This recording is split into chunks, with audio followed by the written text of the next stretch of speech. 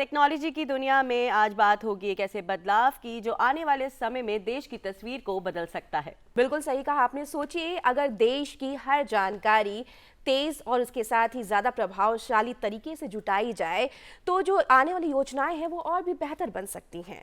बिल्कुल, और इसी दिशा में एक महत्वपूर्ण कदम है डिजिटल सेंसस, यानी जनगणना का तरीका होगा तेज, स्मार्ट और टेक्नोलॉजी से जुड़ा हुआ।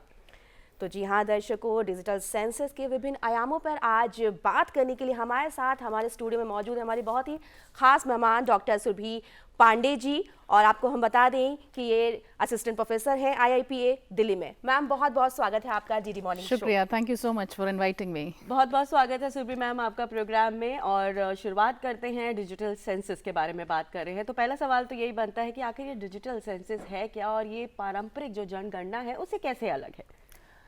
तो भारत आज जिसे कहते हैं ना the world largest digital census की तरफ बढ़ रहा है। अब ये सेंसस पहले वाले पारंपरिक सेंसस से कैसे अलग होगा?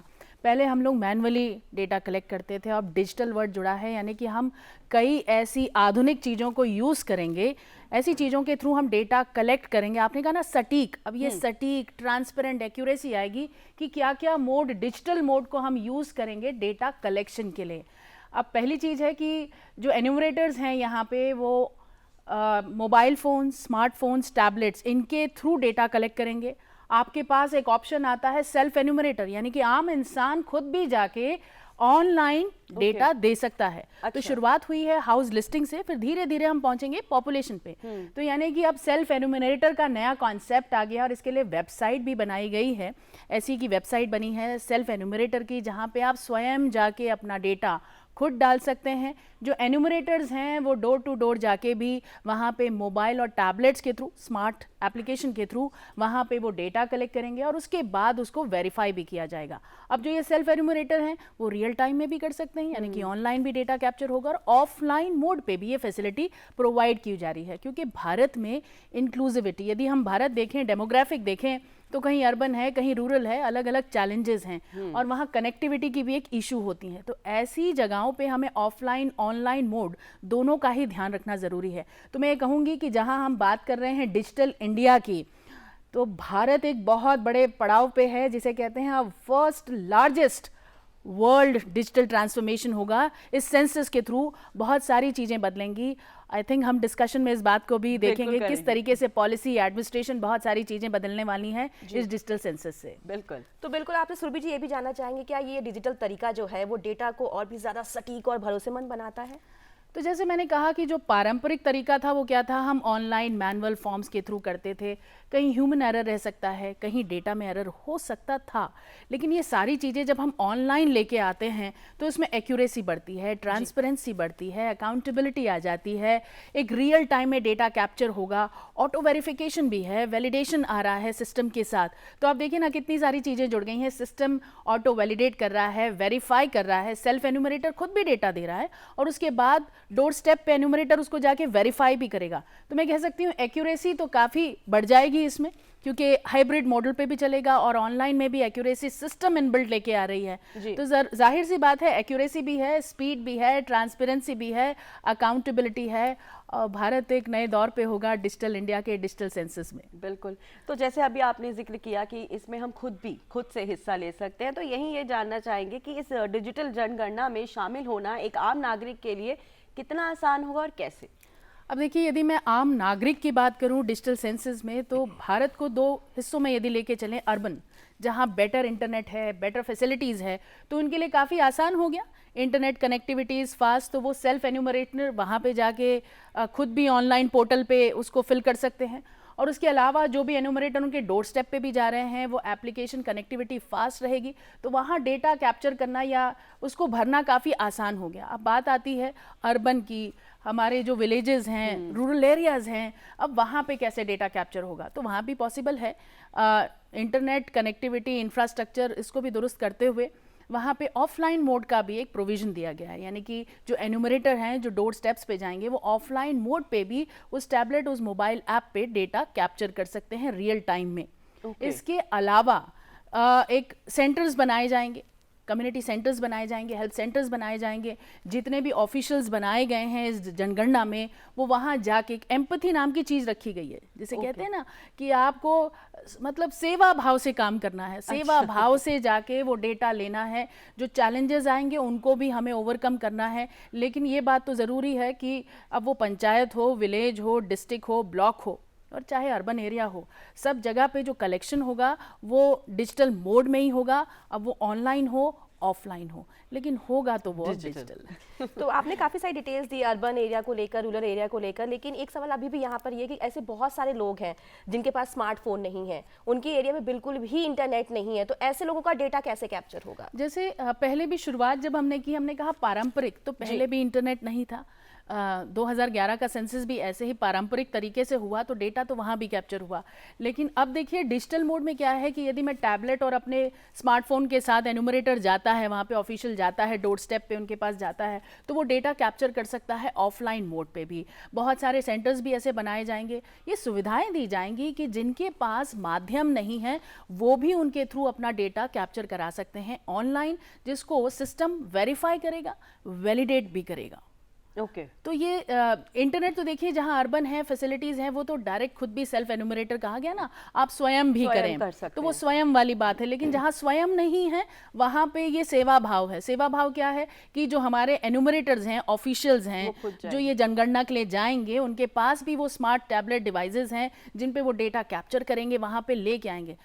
समय जितना भी लगे, लेकिन डेटा तो ऑनलाइन मोड में होगा। और बैरियर नहीं है कि अब अर्बन है, रूरल है, क्योंकि भारत बढ़ रहा है विकसित भारत की तरफ। जी। तो विकसित भारत बात करता है बेटर अकाउंटेबिलिटी, एफिशिएंसी, एक्यूरेसी की बात करता है, और डिजिटल माध्यम और टूल्स को हमें यूज़ करना है। एक बात और मैं कहना चाहूँगी, देखिए डिजिटल सेंसस में सिर्फ प्लेटफॉर्म, डिवाइसेज ही नहीं बनाए गए। मैं आपको ये बात करूँ कि इंक्लूसिविटी दी गई है, मैस्कॉट बनाए गए हैं।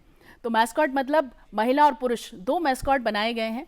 एक का नाम रखा गया है प्रगति, यानी कि वो फीमेल मैस्कॉट है, ओके। जो कि ये अवेयरनेस, इंफॉर्मेशन और जो भी जानकारी है वो मैस्कॉट फीमेल भी देंगी। और सेम हमारे पास बनाया गया है विकास, यानी कि मेल मैस्कॉट भी ओके, बनाया गया वाह। है, जो इस पूरे प्रोविजन में हमारी हेल्प करेगा। और बात करते हैं इंक्लूसिविटी की। अब इंक्लूसिविटी कैसे आएगी कि जो ये प्लेटफॉर्म बनाया गया है ये भी मल्टीलिंगुअल है, यानी कि ये रीजनल लैंग्वेजेस में भी सपोर्ट करेगा। तो ये नहीं है कि सिर्फ अंग्रेजी ही, बट मल्टीलैंग्वेज यानी कि रीजनल लैंग्वेजेस में भी वो आपको सपोर्ट करेगा उसमें डेटा कैप्चर करने के लिए। ओके ये तो बहुत ही अच्छी चीज़ है, प्रगति और विकास, बहुत ही एक नेक सोच है।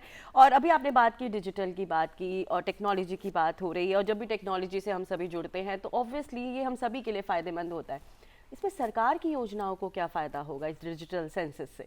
अब आप देखिए आज के समय में यदि मैं देखूं तो ऑनलाइन ट्रांसफॉर्मेशन से जो गवर्नेंस है वो कितना बदल गया है। जैसे हम कहते हैं ना, e governance, maximum governance, real time governance. एक आम इंसान को आदत सी हो गई है कि स्मार्टफोन पे सारी सर्विसेज मिले। हाँ। वो 15 मिनट्स की सर्विसेज की जो हमें आदत लगी है ना, वही कुछ आदतें अब हम चाहते हैं कि सरकार भी हमें कुछ ऐसे ही दे। तो जब आपने ऑनलाइन डेटा कैप्चर कर लिया तो आप देखिए जो जितने भी बेनिफिट्स हैं, स्कीम के बेनिफिट्स हैं, वो एक सही इंसान को मिलने लग जाएंगे। यानी कि जिस इंसान को, उसको, जिस सिटीजन को उसकी ज़रूरत है, वो स्कीम्स वहाँ तक पहुँचेंगी। राइट। चाहे वो शिक्षा हो, चाहे मैं कह लूँ हेल्थ है, डायरेक्ट बेनिफिट ट्रांसफ़र है, या फिर बेटर अर्बन प्लानिंग है। अब आप देखिए यदि आप जियो टैगिंग के थ्रू इंफ्रास्ट्रक्चर, हमने सारा डेटा कैप्चर कर लिया हाउस लिस्टिंग का। जैसे कि मैं बताऊं, जनगणना 2 फेज में होगी, फेज 1 और फेज 2 में। तो Okay. फेज 1 में सबसे पहले हम हाउसिंग की बात कर रहे हैं, राइट, HLO की बात कर रहे हैं, हाउस लिस्टिंग की बात कर रहे हैं।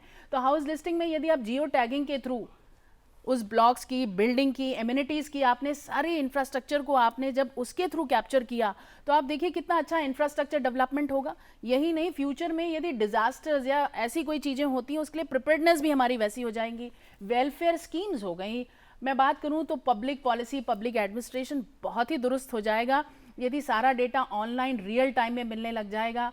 तो शिक्षा पे अधिकार, education, health, welfare, physical benefit की बात कर लें, डायरेक्ट बेनिफिट ट्रांसफ़र की बात कर लें, एग्रीकल्चर की बात कर लें, बहुत सारी चीज़ों में आपको धीरे धीरे फ़र्क नज़र आने लगेगा।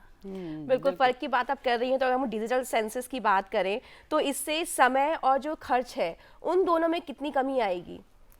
तो आप देखिए समय और खर्च की बात करते हैं तो पहले तो टाइम और कॉस्ट बहुत लग रहा था क्योंकि आप मैनुअली काम कर रहे थे, समय तो बहुत ही ज़्यादा लगता था। अब आपने कहा स्वयं में तो इंस्टेंट हो गया ना, सेल्फ एनुमरेटर तो खुद जाके कर रहा है, तो वहाँ समय भी बच गया, कॉस्ट भी बच गया, ऑनलाइन आ गया है, तो वो जो पेपर मैनुअल ट्रांसपोर्टेशन के जो कॉस्ट थे वो तो कहीं ना कहीं धीरे धीरे रिड्यूस होते चले जाएंगे। चीज़ें स्लोली एंड ग्रेजुअली स्ट्रीमलाइन होंगी, धीरे धीरे स्ट्रीमलाइन होंगी, तो बहुत मेजर इम्पैक्ट आएगा। आप देखिए ऑनलाइन जब ट्रांसफ़र हो जाएगा, आप खुद जाके डेटा एंटर करने लग जाएंगे, ऑटो वैलिडेशन होगा, हाइब्रिड मोड में एन्यूमरेटर उसको डोर स्टेप पे जाके वैलिडेट कर देंगे, तो समय के साथ जुड़ा है कॉस्ट। तो समय बचेगा, कॉस्ट बचेगा, चाहे वो ट्रांसपोर्टेशन का हो, मैनुअल एंट्री का हो, दूर दराज तक जाने का हो, वो सारे धीरे धीरे हमें समझ में आएगा कि हम कितना ज़्यादा जोड़ पा रहे हैं और कितना पैसा हम बचा पा रहे हैं। बिल्कुल बिल्कुल, आपने यहाँ समय की बात की और पैसे की बात की, दोनों ही बहुत इंपॉर्टेंट हैं।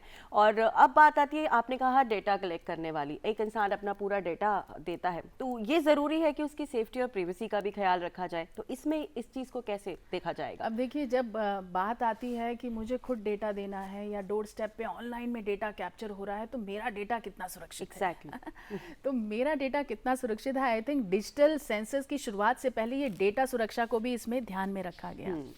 तो आप यदि ऑनलाइन जो भी ऑनलाइन पोर्टल पे जाके सिटीजन यदि एससीई की वेबसाइट पे जाके आप सेंसस ऑनलाइन डेटा डाल रहे हैं, तो सबसे पहले देखिए मोबाइल नंबर डालते ही ओटीपी वेरिफिकेशन होगा, राइट? तो पहला ओटीपी वेरिफिकेशन है। जो प्लेटफॉर्म है वो एनक्रिप्टेड बनाया गया है, राइट? इसके अलावा उसमें ऑटो वैलिडेशन है, राइट? इसके अलावा जो एन्यूमरेटर्स हैं, राइट, वही सिर्फ उसको कुछ पोर्टल्स को सिर्फ एक्सेस कर रहे हैं, तो एक्सेस मैनेजमेंट किया गया है, ऑटो वेरिफिकेशन दिया गया है, वैलिडेशन दिया गया है, ओटीपी वेरिफिकेशन है, वहाँ पे एनक्रिप्टेड है, डेटा डायरेक्टली स्टोर के बाद सेंट्रल सर्वर पे जा रहा है, तो सर्वर को सिक्योर किया गया है। और जो बेसिक सेफ्टी फीचर्स होते हैं जो मैं बात करती हूँ ना, कि फायरवॉल, एनक्रिप्शन, इन सारी चीज़ों का ध्यान दिया गया है, ओटीपी वेरिफिकेशन का ध्यान दिया गया है, डेटा एनक्रिप्टेड रहे, सेंट्रलाइज डेटा सर्वर पे सिक्योर रहे, सब इन छोटी छोटी बातों का इन डिजिटल सेंसस के पड़ाव में ध्यान रखा गया है। और जैसे जैसे हम आगे बढ़ेंगे, आपने देखा कि हमारे पास डेटा प्रोटेक्शन भी है, राइट? हम इन डेटा को कैसे इस एक्ट के थ्रू प्रोटेक्ट कर पाएंगे, तो इन सारे प्रावधान का बिल्कुल ध्यान रखा गया है। बट आगे बढ़ते जाएंगे, लोगों को ट्रस्ट धीरे धीरे आएगा सिस्टम पे, जब आप खुद डेटा डालेंगे, डेटा आप सेफ पाएंगे, तो ये एक पड़ाव है, जर्नी है, जहाँ पे जन भागीदारी भी उतनी ही ज़रूरी है इस स्वयं सेवा में। बिल्कुल बिल्कुल, हम पूरा ऑनलाइन प्रोसेस की बात कर रहे हैं, लेकिन जब भी कोई प्रोसेस होता है तो उसमें पेपर का बहुत ज़्यादा यूज़ होता है। अगर किसी भी तरह का हम देखेगा कि गवर्नमेंट का काम होता है, तो क्या ये डिजिटल सेंसस की जो प्रक्रिया है पूरी तरीके से पेपरलेस होगी या इसमें भी पेपर का यूज़ होगा? तो ये हम शुरुआत करेंगे हाइब्रिड मॉडल से, देखिए, है ना? जब हमने कहा डिजिटल सेंसस, तो डिजिटल सेंसस मतलब आपने टेक्नोलॉजी और टूल्स को यूज़ किया गया है। तो इनिशियली 4 टूल्स को लॉन्च भी किया गया, आपने देखा कि कैसे वेब पोर्टल बनाए गए हैं हाउसिंग एंड लिस्टिंग के लिए। इसके अलावा जब आप फेज़ 2 में जाएंगे, एनुमरेटर्स को जो टैबलेट्स दिया गया है उसके थ्रू वो डेटा, आपने ऑनलाइन पोर्टल लॉन्च किया जहाँ पे सेल्फ एनुमरेटर्स भी डालेंगे। इसके अलावा आपने CMS जो पोर्टल है, इनका पूरा मॉनिटरिंग पोर्टल सेंसस का बनाया है, डैशबोर्ड, उसके थ्रू मॉनिटरिंग होगी रियल टाइम में जो डेटा कैप्चर हो गया। तो ये तो बात होती है कि जो टूल्स एंड टेक्नोलॉजी रखे गए हैं, सेफ्टी एंड सिक्योरिटी साथ में रखी गई है। लेकिन आपने ये भी देखा कि किस तरीके से जो एनुमरेटर्स हैं वो डोर स्टेप पे जाके उस डेटा को भी वेरीफाई करेंगे। तो जब हम बात करते हैं टेक्नोलॉजी की जर्नी में आगे बढ़ने की बात जब होती है, तो कहीं ना कहीं human in the loop is very important. That human in the loop is actually that hybrid model is important. जो डेटा आपने कैप्चर किया है उसको भी एन्यूमरेटर डोर स्टेप पे जाके वेरीफाई करें। जहाँ पे जो भी कठिनाइयाँ आ रही हैं डेटा कलेक्शन पे भी, जहाँ हमने कहा इंटरनेट इंफ्रास्ट्रक्चर, तो वहाँ पे भी एन्यूमरेटर ऑफलाइन मोड पे भी उसको कैप्चर कर सकते हैं। ऑटो वैलिडेशन है, उसको वेरीफाई करेंगे। तो I think we are on the right path कि जहां आपने टूल्स टेक्नोलॉजी के साथ एक हाइब्रिड मॉडल में ह्यूमन को भी रखा है, मनुष्य को भी रखा है, एन्यूमरेटर को भी रखा है, जो उसको वेरीफाई करेंगे, डोर स्टेप्स पे जाएंगे। तो I think this is the best way moving ahead in the hybrid model. बिल्कुल। अच्छा, अभी हमने सुरभि जी बात की, रूरल एरिया की बात की, अर्बन एरियाज की बात की, तो जब ये डिजिटल सेंसस आएगा या अभी चल रहा है, तो इसका क्या प्रभाव, क्या फ़र्क पड़ेगा इन दोनों एरियाज़ में? तो आप देखिए, इस समय हम थोड़ा सा जो लेट हुए हैं, ये 6-7 सालों का जो गैप आया, 6 साल का, लेकिन अब आप देखेंगे जब हम डेटा कैप्चर ऑनलाइन करने लग जाएंगे, रियल टाइम में वेरीफाई होने लगेगा, एक्यूरेसी आएगी, तो बहुत सारी जो ग्रामीण चीज़ें भी हम देखते हैं ना, हम सिर्फ बात यही नहीं कर रहे हैं कि ठीक है कि आप वेलफेयर स्कीम की बात हो गई, education, health, all your related to administrative challenges धीरे धीरे आप स्ट्रीमलाइन करेंगे, लेकिन आप मार्जिनल सेक्शन का भी डेटा ऑनलाइन ले रहे हैं, पहली बार डिसेबल लोगों का भी डेटा आ रहा है, कास्ट का डेटा भी इसमें आएगा। तो आप सोचिए कि आप कितना अलग अलग तरीके का डेटा जो कैप्चर करेंगे, इसके साथ बहुत सारी चीज़ों पे फ़र्क आएगा इन मूविंग फॉरवर्ड। यदि मैं देखूं तो विमेन पार्टिसिपेशन हो गया, या एक एजेड जो हमारी एज है वो कैसे बदलाव आ रहा है, भारत की एज में भी क्या बदलाव है, ये सारी चीज़ों का फ़र्क हमें धीरे धीरे जैसे जैसे हम डेटा कैप्चर करेंगे। तो मैंने आपसे कहा ना, पहले बात हो रही है फेज़ 1 में कि हम हाउसिंग से, एमिनिटीज़ से, इंफ्रास्ट्रक्चर पे फोकस करेंगे, और फिर हम जाएंगे कि जहाँ पे हम पॉपुलेशन सेंसस की बात करेंगे। तो जब फेज़ 2 में हम आगे बढ़ेंगे तो पॉपुलेशन सेंसस को लेके आएंगे।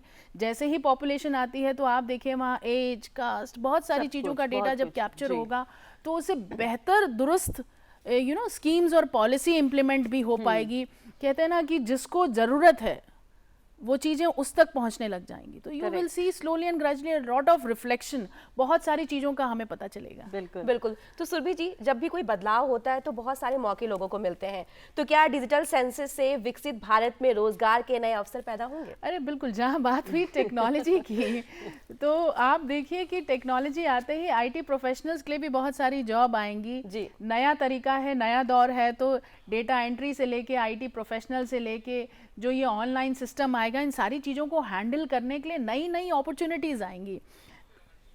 तो नई अपॉर्चुनिटीज़ के साथ नए लोगों की एंट्री होगी। जी। आपने देखा, लोग कहते हैं ना आर्टिफिशियल इंटेलिजेंस, राइट, तो एआई के साथ आप देखिए यदि स्किल्ड बनेंगे तो न्यू अपॉर्चुनिटीज़ भी आएंगी। तो वही मेरा कहना है कि डिजिटल सेंसेस में भी जब हम नए तरीके से काम करेंगे, नए लोगों की ज़रूरत होगी, बहुत सारी ऐसी जॉब क्रिएट भी होंगी। बिल्कुल बिल्कुल ठीक कहा आपने। सरकार तो अपना काम कर ही रही है, लेकिन आपने जैसे बोला कि जन भागीदारी इसके अंदर बहुत इम्पोर्टेंट रोल प्ले करती है। तो आम लोगों को किस तरह से आप इसके लिए अवेयर कर रहे हैं? तो मैंने जैसे कहा कि अवेयरनेस के लिए देखिए मैस्कॉट तो बनाए गए हैं। हाँ। प्रगति और विकास भी इसमें काम करेंगे, इंक्लूसिविटी के साथ बोथ जेंडर्स इन्वॉल्व, एक बहुत अच्छा मैसेज है। उसी तरीके से अवेयरनेस, और आज इस मंच से भी वही अवेयरनेस की बात हो रही है कि लोगों तक, दूर दूर तक लोगों को पता चले कि डिजिटल सेंसस क्या है। ट्रेनिंग होगी, कम्युनिटी सेंटर्स होंगे, न्यूज़पेपर, टेलीविज़न, कई तरीके से इसका प्रसार किया जाएगा ताकि जन जन तक ये बात पहुँचे कि अब नया युग है, नया भारत है, और अब हम बात कर रहे हैं डिजिटल सेंसस की।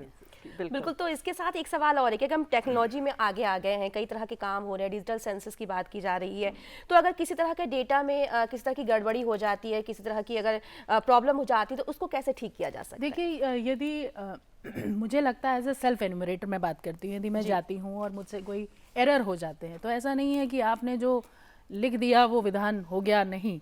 There is a provision in fact portal में भी, और जब एनुमरेटर भी आ रहा है, यदि दोबारा कोई उसमें कोई एरर्स हैं तो उनको रेक्टिफाई किया जाएगा, एंट्री की जाएगी, वेरीफाई किया जाएगा। तो प्रोविजन तो है कि यदि मान लीजिए ह्यूमन एरर भी हो जाता है, मुझसे ही गलती हो जाती है, मैं जाती हूँ पोर्टल पे कुछ डालती हूँ और जल्दबाजी में कोई गलती हो जाती है, तो ऑप्शन है कि उसको सही किया जाए। तो वो सिस्टम में भी है, और एन्यूमरेटर भी जो आपके पास जा रहा है वेरीफाई करने के लिए, उसके तहत भी, और जो कम्युनिटी सेंटर्स बनाए जाएंगे, ऑफिशियल्स आएंगे, नोडल ऑफिसर्स बनाए गए हैं, ये सारे प्रोविजन ही इसलिए बनाए गए हैं कि धीरे धीरे एक्यूरेसी लानी है, ट्रांसपेरेंसी लानी है, और चीज़ों को दुरुस्त करना है। बिल्कुल। तो सुरभि मैम, ये जो डिजिटल सेंसस का ये जो पूरा का पूरा हम देख रहे हैं प्रोसीजर, ये भारत को डिजिटल इंडिया का जो लक्ष्य है उसके कितने करीब ले जाएगा? तो आप देखिए, बहुत सारी चीज़ें बदल रही हैं। हम कह रहे हैं ना कि विकसित भारत बनना है, डेवलप्ड नेशन। यस। तो डेवलप्ड नेशन के लिए शिक्षा के साथ चीज़ें ऑनलाइन आ रही हैं। ऑनलाइन में सबसे पहली चीज़ होती है डेमोग्राफिक डेटा। अब जब ये डेमोग्राफिक डेटा ऑनलाइन आ जाएगा, रियल टाइम में आ जाएगा, तो बहुत सारी चीज़ें जो हम विकसित देखना चाहते हैं वो सारी चीज़ें आपको धीरे धीरे उनमें बदलाव नज़र आएंगे। अब वो चाहे एजुकेशन हो, हेल्थ हो, एडमिनिस्ट्रेटिव चीज़ें हों, हम बात करते हैं better urban planning, smart city की आप बात कर रहे हैं, यदि कोई डिजास्टर्स हो जा रहे हैं उनको आप कैसे हैंडल करेंगे, बेटर अपॉर्चुनिटीज़ कैसे आएंगी, भारत की इतनी स्कीम्स चलती हैं आप बात करें जी। राइट, इन सारी स्कीम को और भी ज़्यादा आप दुरुस्त कर पाएंगे। यही नहीं, मैं कह रही हूँ ब्लॉक पंचायत पे नहीं, यदि आप बॉर्डर एरियाज़ पे भी देखें तो उन बॉर्डर एरियाज़ पे भी आपको चीज़ें मिलेंगी। मार्जिनाइज सेक्शन को आप कैसे रियल तरीके से बेनिफिट दे पाएंगे। ये सिर्फ डीबीटी की बात नहीं है, लेकिन आप कास्ट रिलेटेड चीज़ों को कैसे हैंडल कर पाएंगे। जिन लोगों को जहाँ तक चीज़ें पहुँच नहीं पा रही है, हम एम्प्लॉयबिलिटी की बात करें या विमेन पार्टिसिपेशन की बात करें, उन सारी चीज़ों को आप ले पाएंगे। यदि कोई आज जॉब में है, कल उसके पास नहीं है, कल मकान है या नहीं है, तो इन सारी चीज़ों को आप देख पाएंगे कि किसको ज़रूरत है। अच्छा, यहाँ पे एक सवाल और आता है, आपने जैसे बात की कि सारा डाटा लिया जाएगा, सब कुछ, हर कोई अपनी इन्फॉर्मेशन देगा, वेरीफाई कैसे करेंगे कि वो इन्फॉर्मेशन सही है या नहीं? तो आपने शुरुआत में जब मैंने आपसे कहा कि ह्यूमन इन द लूप और हाइब्रिड मॉडल है, तो मान लीजिए कि मैंने ही डेटा डाला, तो डेटा डालने के बाद भी एन्यूमरेटर डोर स्टेप पे आएंगे। वो ऑटो वेरिफिकेशन सिस्टम में तो है, ऑटो वेरीफाई वैलिडेशन, लेकिन जो एन्यूमरेटर मेरे डोर स्टेप्स पे आ रहे हैं उसको वो वेरीफाई करेंगे। फिर तो जो पहले होता था वो भरते थे, लेकिन अब जो डिजिटल भरा है उसको भी वो वेरीफाई करेंगे। मान लीजिए मैंने सेल्फ एन्यूमरेटर की तरह ऑनलाइन पोर्टल पे गई, मैंने वहाँ डेटा डाला, उसके बाद क्या होगा कि एक मेरा आईडी जनरेट हो जाएगा, राइट। उस आईडी जनरेट होने के बाद 16 डिजिट का, उसके बाद जब एन्यूमरेटर डोर स्टेप्स पे आएंगे तो फिर उस डेटा को फिर वेरीफाई करेंगे। तो ये हो गया डेटा वेरिफिकेशन। तो डिजिटल हाइब्रिड मॉडल में इस समय जा रहा है, जहाँ पे टूल्स के साथ, टेक्नोलॉजी के साथ जो आप डेटा डाल रहे हैं, अब वो चाहे सेल्फ एन्यूमरेटर हो या फिर मैं कह लूँ कि ऑनलाइन जो वेब पोर्टल्स बनाए गए हैं, ऑनलाइन ऑफलाइन मोड पे एन्यूमरेटर्स जो डेटा कलेक्ट करेंगे उनको वेरीफाई किया जाएगा, verify. And after that verification also, जो मैं कह रही हूँ वेरिफिकेशन के बाद भी आपके पास एक पोर्टल बनाया गया, जो 4th पोर्टल की बात हो रही है, CMMS पोर्टल की बात हो रही है, जहाँ पे बेटर मॉनिटरिंग की जाएगी इस डिजिटल सेंसस की। जी बिल्कुल। तो आज आपने बहुत सारी हमें जानकारी यहाँ पर डिजिटल सेंसस को लेकर दी। तो डिजिटल सेंसस पर महत्वपूर्ण जानकारी साझा करने के लिए doctor Surabhi Pandey ji, assistant professor IIPA Delhi, आपका बहुत बहुत धन्यवाद करना चाहूँगी मैम। आपका बहुत सारी जानकारी आपने हमें आज दी यहाँ पे। Thank you so much Surabhi ma'am, thank you. Thanks.